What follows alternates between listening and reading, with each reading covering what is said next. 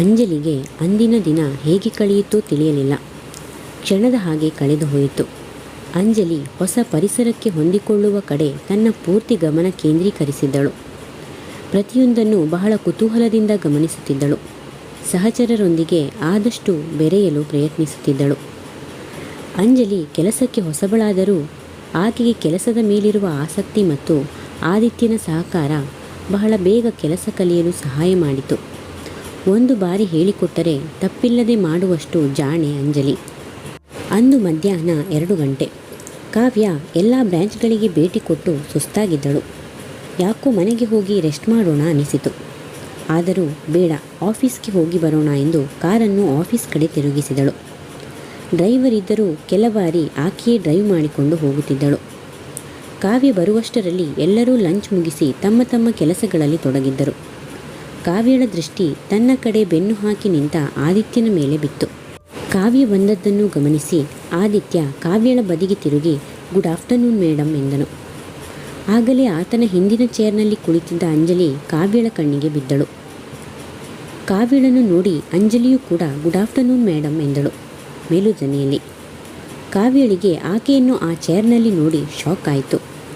ತಕ್ಷಣಕ್ಕೆ ಏನು ನಡೆಯುತ್ತಿದೆ ಎಂದು ತಿಳಿಯದೆ ಗೊಂದಲಕ್ಕೊಳಗಾದಳು. ಅಂಜಲಿಯ ವಿಶ್ಗೆ ಪ್ರತಿಕ್ರಿಯಿಸದೆ ಹುಬ್ಬು ಮೇಲೇರಿಸಿ ಆದಿತ್ಯ ಬನ್ನಿ ಎನ್ನುತ್ತಾ ಒಳನಡೆದಳು. ಆದಿತ್ಯ ಒಳಬರುತ್ತಿದ್ದಂತೆ ಆದಿತ್ಯ ಯಾರದು ಅಕೌಂಟ್ಸ್ ಚೇರ್ನಲ್ಲಿ, ಏನು ನಡೀತಿದೆ ಎಂದಳು ಕೋಪದಿಂದ. ಮೇಡಮ್, ಆಕೆ ಅಂಜಲಿ ಅಂತ, ಹೊಸದಾಗಿ ಅಕೌಂಟ್ಸ್ ಕೆಲಸಕ್ಕೆ ಸೇರಿದ್ದಾಳೆ ಎಂದನು. ಏನು, ಹೊಸದಾಗಿ ಕೆಲಸಕ್ಕೆ ಸೇರಿದ್ದಾಳೆಯೇ? ನನ್ನ ಪರ್ಮಿಷನ್ ಇಲ್ಲದೆ ಆಕೆಗೆ ಯಾರು ಕೆಲಸ ಕೊಟ್ಟಿದ್ದು? ಮೇಡಮ್, ಅದು ನಿನ್ನೆ ನಿಮ್ಮ ತಂದೆಯವರೇ ಫೋನ್ ಮಾಡಿ ಆಕೆಯನ್ನು ಕೆಲಸಕ್ಕೆ ಸೇರಿಸಿಕೊಳ್ಳಲು ಹೇಳಿದರು. ನಿಮಗೆ ಇದರ ಬಗ್ಗೆ ತಿಳಿದಿದೆ ಎಂದುಕೊಂಡೆ ಎಂದನು ಆದಿತ್ಯ.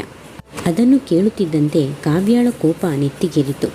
ಅಕೌಂಟ್ಸ್ ನೋಡಿಕೊಳ್ಳಲು ಬೇರೆಯವರ ಅಗತ್ಯ ಇಲ್ಲ, ನಾನೇ ನೋಡಿಕೊಳ್ಳುತ್ತೇನೆ ಎಂದು ಹೇಳಿದ್ದೇನಲ್ಲವೇ?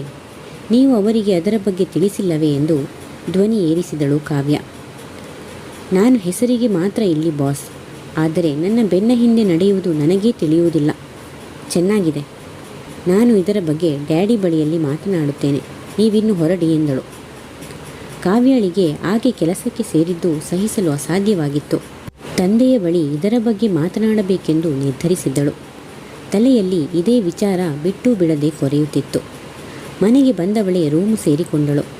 ತಲೆ ಮೇಲೆ ಭಾರದ ವಸ್ತುವನ್ನೇನೋ ಇಟ್ಟುಕೊಂಡಂತೆ ಸಿಡಿಯುತ್ತಿತ್ತು. ಎಲ್ಲ ಕಡೆ ಸುತ್ತಾಡಿ ಆಗಲೇ ಬಹಳ ಸುಸ್ತಾಗಿತ್ತು. ಫ್ರೆಶ್ ಆಗೋಣ ಎಂದು ಸ್ನಾನ ಮಾಡಿ ಬಿಸಿ ಬಿಸಿ ಕಾಫಿ ತರಿಸಿಕೊಂಡು ಕುಡಿದಳು. ತಂದೆ ಮಾಡಿದ ಕೆಲಸ ಆಕೆಗೆ ಸ್ವಲ್ಪವೂ ಹಿಡಿಸಲಿಲ್ಲ. ರಾಜಶೇಖರ್ ವಾಕಿಂಗ್ಗೆ ಹೋದವರು ಮನೆ ಕಡೆ ಬರುತ್ತಿದ್ದುದನ್ನು ಕಾವ್ಯ ಬಾಲ್ಕನಿಯಿಂದಲೇ ಗಮನಿಸಿದಳು. ರಾಜಶೇಖರ್ ಒಳಗೆ ಬಂದವರೇ ಹುಸ್ಸಪ್ಪ ಎಂದು ಕುರ್ಚಿಯಲ್ಲಿ ಕುಳಿತರು. ಅವರಿಗೆ ವಯಸ್ಸು ಆಗುತ್ತಾ BP, ಶುಗರ್ ಕಾಯಿಲೆಗಳು ಕಾಣಿಸಿಕೊಂಡಿದ್ದವು. ಆದ್ದರಿಂದ ದಿನನಿತ್ಯ ವಾಕಿಂಗ್ ಮಾಡುವುದನ್ನು ತಮ್ಮ ದಿನಚರಿಯಾಗಿಸಿಕೊಂಡಿದ್ದರು. ಕುರ್ಚಿಯಲ್ಲಿ ಕುಳಿತು ಸುಧಾರಿಸಿಕೊಳ್ಳುತ್ತಾ ಶುಗರ್ಲೆಸ್ ಕಾಫಿಯನ್ನು ಸ್ವಲ್ಪ ಸ್ವಲ್ಪವೇ ಹೀರತೊಡಗಿದರು. ಕಾವ್ಯ ತಾನೂ ಕೂಡ ಬಂದು ತಂದೆಯೊಂದಿಗೆ ಕುಳಿತಳು. ತನ್ನ ಬಳಿ ಬಂದು ಕುಳಿತ ಮಗಳನ್ನು ಗಮನಿಸಿದ ರಾಜಶೇಖರ್, ಆಫೀಸ್ ಹೇಗೆ ನಡೀತಿದೆ ಮಗಳೇ? ಸಮಸ್ಯೆ ಏನೂ ಇಲ್ಲ ತಾನೇ ಎನ್ನುತ್ತಾ ಮಾತಿಗಿಳಿದರು. ಕಾವ್ಯ ಕೋಪದಿಂದ, ಆಫೀಸ್ ಹೇಗೆ ನಡೀತಿದೆ ಎಂದು ನಾನೇ ನಿಮ್ಮನ್ನು ಕೇಳಬೇಕು ಡ್ಯಾಡಿ. ಸಮಸ್ಯೆ ಇಲ್ಲದೆಡೆ ನೀವೇ ಸಮಸ್ಯೆ ಸೃಷ್ಟಿಸ್ತಿದ್ದೀರಾ ಎಂದಳು. ಸಮಸ್ಯೆನ ಏನು ಹೇಳ್ತಿದೆಯಾ ಮಗಳೇ ಎಂದರು ರಾಜಶೇಖರ್. ಡ್ಯಾಡಿ, ಅಕೌಂಟ್ ಡಿಪಾರ್ಟ್ಮೆಂಟ್ಗೆ ನನಗೆ ತಿಳಿಸದೆ ನೀವು ಹೇಗೆ ಹೊಸ ಹುಡುಗಿಯನ್ನು ಅಪಾಯಿಂಟ್ ಮಾಡಿದಿರಿ? ನಿಮಗೆ ಇದು ಸರಿ ಅನಿಸುತ್ತದೆಯೇ ಎಂದಳು ಉದ್ವೇಗದಿಂದ. ಅಂಜಲಿ ಆಫೀಸ್ಗೆ ಸೇರಿದ್ದೇ ಕಾವ್ಯಳ ಕೋಪಕ್ಕೆ ಕಾರಣ ಎಂಬುದು ರಾಜಶೇಖರ್ಗೆ ತಿಳಿಯಿತು. ಅದರಲ್ಲೂ ಅಂಜಲಿ ಶೀಲಾಳ ಮಗಳು ಎಂಬುದು ತಿಳಿದರೆ ಇನ್ನಷ್ಟು ಸಮಸ್ಯೆ ಆಗೋದು ಖಂಡಿತ ಎಂದು ಆ ವಿಷಯವನ್ನು ಗುಟ್ಟಾಗಿಯೇ ಇಡಲು ನಿರ್ಧರಿಸಿದರು. ಓ ಅದಾ, ನಾನೇ ನಿನಗೆ ಹೇಳೋಣ ಅಂತಿದ್ದೆ. ಆಕೆ ನನ್ನ ಸ್ನೇಹಿತನ ಮಗಳು. ಆತ ತೀರಿಕೊಂಡ ನಂತರ ಅವರಿಗೆ ಜೀವನ ನಡೆಸುವುದೇ ಕಷ್ಟವಾಗಿದೆ. ಮನೆ ನಡೆಸಲು ಆಕೆಗೊಂದು ಕೆಲಸದ ತುರ್ತು ಅಗತ್ಯವಿತ್ತು. ಈ ರೀತಿಯಾದರೂ ಸಹಾಯ ಮಾಡೋಣ ಅನಿಸಿತು. ಅದೂ ಅಲ್ಲದೆ ನಮ್ಮ ಕಂಪನಿಯಲ್ಲಿ ಅಕೌಂಟ್ಸ್ ನೋಡಿಕೊಳ್ಳಲು ಒಬ್ಬರು ಬೇಕಾಗಿದ್ದರಲ್ಲವೇ? ಆದಿತ್ಯ ನೀನೇ ನೋಡಿಕೊಳ್ಳುತ್ತೀಯಾ ಎಂದು ಹೇಳಿದರು. ನಿನ್ನ ಕೆಲಸದ ಜವಾಬ್ದಾರಿಯ ನಡುವೆ ಈ ರಿಸ್ಕ್ ಯಾಕೆ? ಅಕೌಂಟ್ಸ್ ನೋಡಿಕೊಳ್ಳಲು ಒಬ್ಬರಿದ್ದರೆ ನಿನಗೂ ಸಹಾಯವಾಗುವುದು ಎಂದು ಭಾವಿಸಿ ಆಕೆಗೆ ಕೆಲಸ ಕೊಡಲು ಒಪ್ಪಿಕೊಂಡೆ. ಎಂದು ಬೀಸುವ ದೊಣ್ಣೆಯಿಂದ ತಪ್ಪಿಸಿಕೊಳ್ಳಲು ಯತ್ನಿಸಿದರು. ಅದು ಏನೇ ಇರಬಹುದು ಡ್ಯಾಡಿ, ನೀವು ಹೀಗೆ ಪ್ರತಿಯೊಂದು ವಿಷಯಕ್ಕೂ ಮೂಗು ತೂರಿಸುವುದು ನನಗೆ ಇಷ್ಟವಾಗುವುದಿಲ್ಲ ಎಂದಳು. ನನಗೆ ಒಂದು ಕೆಲಸ ನೀಡುವ ಹಕ್ಕು ಇಲ್ಲವೇ ಎಂದು ಬೇಸರ ವ್ಯಕ್ತಪಡಿಸಿದರು ರಾಜಶೇಖರ್. ಕಾವ್ಯ ಮತ್ತೆ ಅದರ ಬಗ್ಗೆ ಮಾತನಾಡಲು ಇಷ್ಟಪಡದೆ, ಹಾಗೇನಿಲ್ಲ ಡ್ಯಾಡಿ, ನೀವು ನನ್ನನ್ನು MD ಮಾಡಿ ಈ ವಿಷಯವನ್ನು ನನ್ನ ಬಳಿ ಹೇಳದೆ ಕೆಲಸ ನೀಡಿದ್ದು ನನಗೆ ಇಷ್ಟವಾಗಲಿಲ್ಲ. ಆದ್ದರಿಂದ ಕೇಳಿದೆ. ಇನ್ನು ಮುಂದೆ ಈ ರೀತಿ ಮಾಡಬೇಡಿ ಎಂದು ಅಲ್ಲಿಂದ ಸರಸರನೆ ತೆರಳಿದಳು. ಇತ್ತ ಅಂಜಲಿ ಮನೆಗೆ ಬಂದವಳೇ ಅಮ್ಮನ ಬಳಿ ಆಫೀಸ್ನಲ್ಲಿ ತನಗಾದ ಅನುಭವವನ್ನೆಲ್ಲ ಹೇಳಿಕೊಂಡಳು. ಅಂಜಲಿ, ಹೇಗಿತ್ತು ಆಫೀಸ್ ಎಂದು ಕೇಳಿದಳು ಶೀಲಾ. ಚೆನ್ನಾಗಿತ್ತು ಅಮ್ಮ, ಆದರೆ ನನಗೆ ಹೊಂದಿಕೊಳ್ಳಲು ಸ್ವಲ್ಪ ಸಮಯ ಬೇಕು ಅನ್ನಿಸುತ್ತದೆ. ಅಮ್ಮ, ಅಪ್ಪ ನನ್ನ ಕೆಲಸದ ಬಗ್ಗೆ ಹೇಗೆ ಮಾತನಾಡಿದ್ದಾರೆ ಎಂದರೆ, ಮ್ಯಾನೇಜರ್ ನನ್ನ ರೆಕಾರ್ಡ್ಸ್ ಕೂಡ ಚೆಕ್ ಮಾಡಿಲ್ಲ, ಹಾಗೆಯೇ ಕೆಲಸ ಕೊಟ್ಟು ಬಿಟ್ಟರು. ಆದಿತ್ಯ ಅಂತ ಅವರ ಹೆಸರು. ಅವರೇ ನನಗೆ ಎಲ್ಲ ಕೆಲಸ ಹೇಳಿಕೊಟ್ಟಿದ್ದರು. ಅಷ್ಟೇ ಅಲ್ಲ ಅಮ್ಮ, ಕಾವ್ಯಾಳನ್ನು ನೋಡಿದೆ. ನಾನು ಹೋದಾಗ ಆಕೆ ಇರಲಿಲ್ಲ, ಆಮೇಲೆ ಬಂದ್ಲು. ಹೌದಾ, ನಿನ್ನ ಜೊತೆ ಮಾತಾಡಿದ್ಲಾ? ಇಲ್ಲ, ಅವಳಿಗೆ ನಾನು ಯಾರು ಅಂತ ಗೊತ್ತಿಲ್ಲ ಅನಿಸುತ್ತೆ. ನನ್ನನ್ನು ನೋಡಿ ಹಾಗೆಯೇ ಮುಖ ತಿರುಗಿಸಿಕೊಂಡು ಹೋಗಿಬಿಟ್ಟಳು.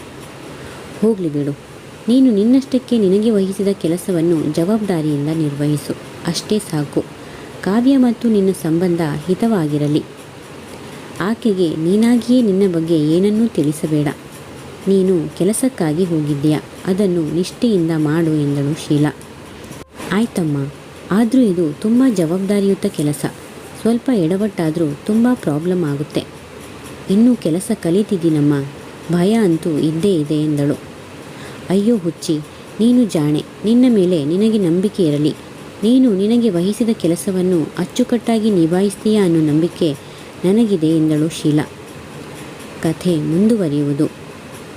ಹೆಚ್ಚಿನ ವಿಡಿಯೋಗಳಿಗಾಗಿ ಪ್ಲೀಸ್ ಸಬ್ಸ್ಕ್ರೈಬ್ ಮಾಡಿ, ಲೈಕ್ ಮಾಡಿ, ಶೇರ್ ಮಾಡಿ, ಕಮೆಂಟ್ಸ್ ಮಾಡಿ ಮತ್ತು ಬೆಲ್ ಐಕಾನ್ ಕ್ಲಿಕ್ ಮಾಡಿ.